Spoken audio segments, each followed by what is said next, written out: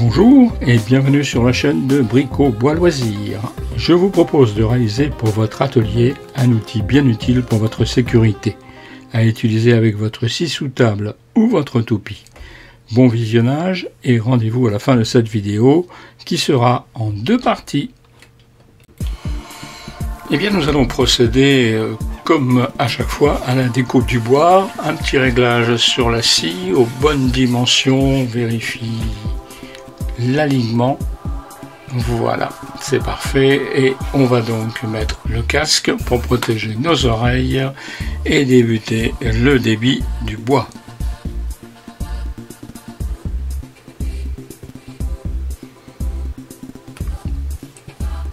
On va prendre le poussoir, celui fourni avec la machine. On va évidemment faire attention à ces petits doigts, c'est très important. Et voilà, on utilise le poussoir pour couper cette première pièce.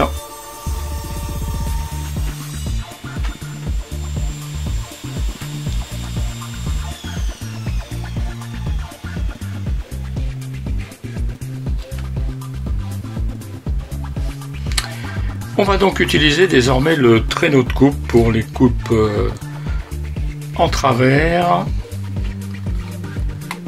Ce traîneau de coupe que BBL vous présentera dans quelques vidéos. Il va d'ailleurs en réaliser un nouveau, beaucoup moins lourd, beaucoup plus pratique et avec des rails permettant un très bon réglage pour la largeur des coupes. Voilà, on s'aligne sur la lame, on met la machine en route. Et c'est parti. On met les doigts assez larges de façon à ne pas approcher la lame de scie qui dépasse de quelques millimètres et qui pourrait faire quelques petits dégâts à nos doigts.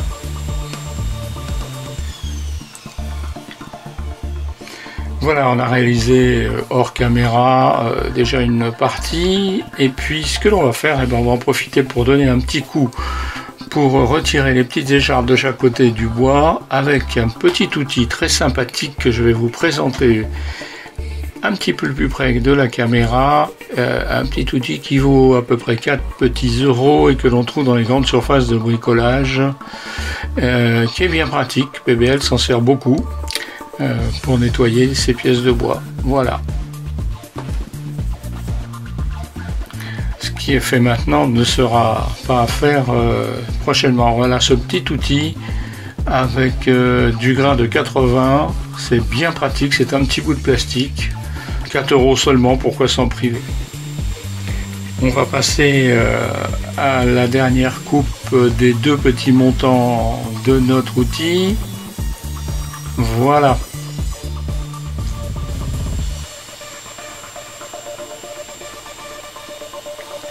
Alors BBL utilise son nouvel établi avec sa scie sous table que vous allez découvrir dans une vidéo en deux parties très prochainement. Un bel outil réalisé pour gagner d'une part de la place mais aussi en sécurité et surtout le côté pratique de l'ensemble de la défonceuse sous table et de la scie sous table. Voilà, toutes les pièces de bois sont coupées, c'est ok. On va passer à la partie suivante, qui va nous permettre de tracer donc les futurs axes pour les perçages et le montage des deux côtés de ce poussoir. Voilà, on va répartir et on posera 3 vis seulement et un collage, ce sera très largement suffisant. Une fois que le marquage sera fait de chaque côté, eh bien, on procédera au pointage des axes de perçage à l'aide d'un outil bien pratique qui est un petit pointeau. Un pointeau avec un ressort et une pointe en acier, trouvé d'ailleurs sur Amazon, on peut le citer. C'est un outil très très pratique que j'ai découvert sur d'autres chaînes YouTube d'amis youtubeurs.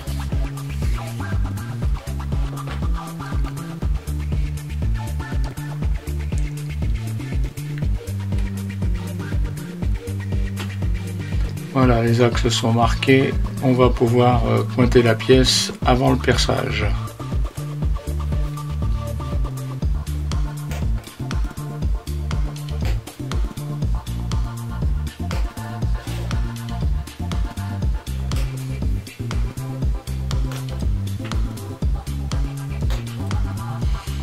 Alors le perçage sera réalisé avec une mèche qui comporte une partie pour fraiser l'empreinte des futures vis.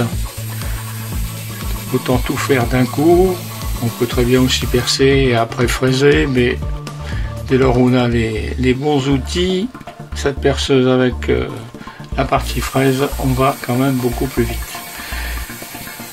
Alors là, c'est un petit peu dur à descendre, tout simplement parce que sous la pièce, placée en dessous pour éviter que le bois s'abîme, eh bien, il y avait un nœud. Donc, évidemment, c'est toujours un petit peu plus difficile de percer quand on se retrouve avec un nœud.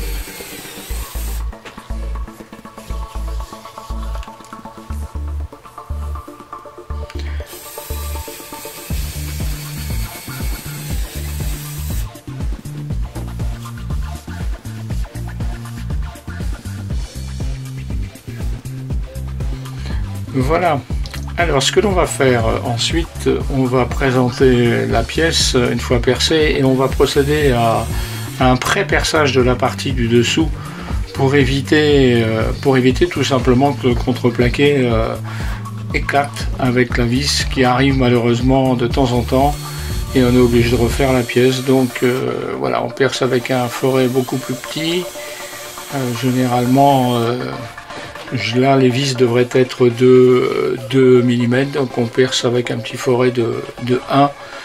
Ça devrait être suffisant pour ce montage. On va donc ensuite appliquer de la colle sur les champs, l'étaler gentiment avec le doigt. Et là, bébé, elle a oublié son chiffon. Il va falloir qu'il aille vite chercher un chiffon pour s'essuyer les doigts.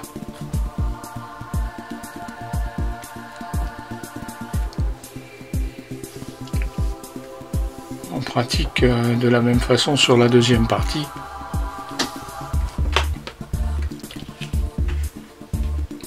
Et on va donc positionner, on place les vis sur la partie du dessus. Et puis on va donc positionner, voilà, le dessus sur le côté et procéder au vissage. En faisant bien attention que tout soit bien sûr bien aligné. Voilà, on continue avec les autres vis.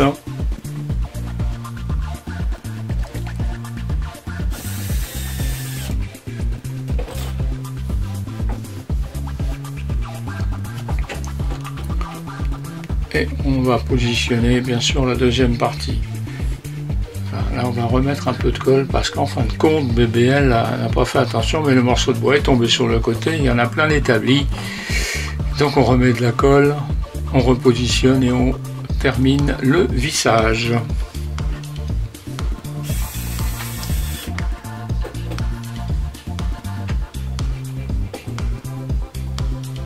On vérifie toujours l'alignement. Et puis, on peut maintenant procéder au serrage de toutes les autres vis. Voilà, cette première partie d'assemblage est bientôt terminée. On va maintenant procéder au traçage de l'axe afin de positionner la future poignée.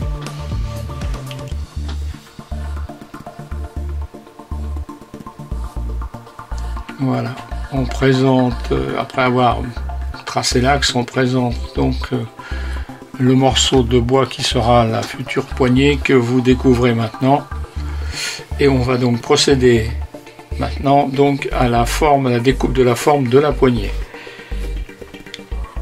Le plan de ce poussoir sera d'ailleurs mis en ligne sur le site de Briques au Bois Loisir dans les jours qui viennent pour ceux et celles qui voudraient réaliser le même outil. Pour tracer les arrondis, alors BBL ne s'embête pas, il prend un rouleau de papier cache et puis voilà, il trace le rond. Il va faire ça des deux côtés, un bout et à l'autre. Voilà, on va prendre pour l'autre côté un diamètre plus petit. Voilà. Là encore on trace. Voilà. Alors cette première partie de traçage va être découpée à la scie sauteuse avec une lame à dents assez fine, de façon à avoir une belle coupe. Voilà le résultat. La première partie est faite. On va encore donner un petit coup pour ôter les bavures pour ne pas en avoir dans les doigts, les petites échardes. Pardon, les bavures c'est plutôt pour le métal. On parle plutôt d'échardes pour le bois. Donc, un petit coup de ponçage et on va procéder au traçage de la partie qui va permettre de passer vos doigts à l'intérieur de cette pièce pour tenir et diriger le poussoir.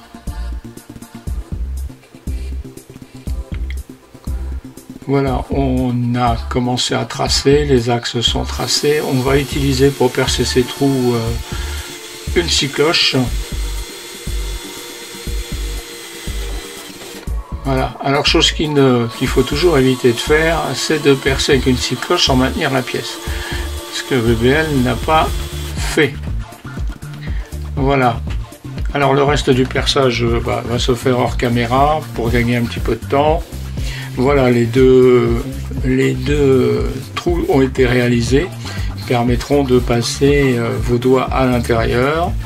On ébavure le plus possible, toujours pour éviter ces petites échardes. Toujours avec le petit outil bien sympathique des grandes surfaces de bricolage à 4 €.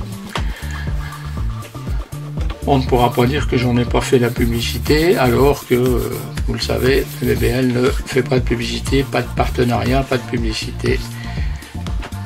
Pour l'instant, BBL se cantonne à rester le plus libre possible. Voilà, vous avez vu la position, on peut tenir très facilement. Alors maintenant, on passe au montage de la colle, toujours de la bonne colle à bois. Et puis on va utiliser, en plus de cette colle à bois, une colle cyanolacrate, quelques gouttes de colle cyanolacrate sur toute la longueur, de façon à avoir une prise un peu plus rapide.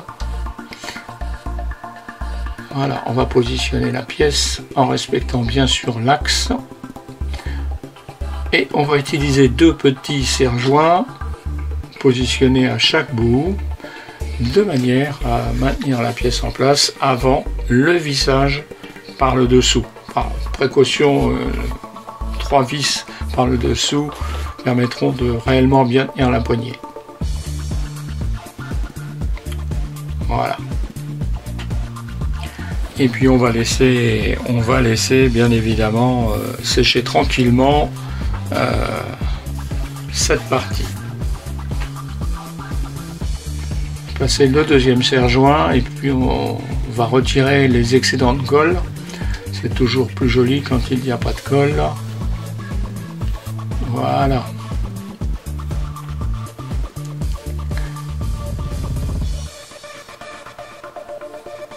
Et bien voilà, la partie est sèche. Alors c'est dommage, le cadreur n'a pas été très bon puisqu'il ne vous montre pas vraiment très bien dans voilà, la pièce. Vous voyez comment on la tient, on peut passer les doigts. Ça tient très très bien. Voilà l'objet une fois réalisé, poncé, vissé, collé.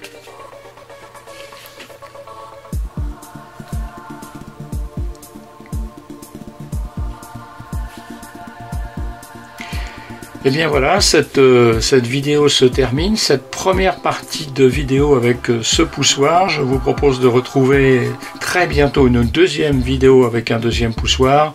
Là, je vous présente la petite partie antidérapante que l'on peut mettre en dessous. Merci d'avoir suivi cette vidéo, un petit pouce vers le haut et des commentaires si vous le souhaitez. Abonnez-vous à la chaîne de Brico Bois Loisirs et à très bientôt pour la deuxième partie des poussoir. Je vous propose de découvrir en fin de cette vidéo l'adresse internet du site de Brico Bois Loisirs sur lequel vous retrouverez dans quelques temps le plan de ce poussoir. Merci à tous et à très bientôt sur la chaîne de Brico Bois Loisirs.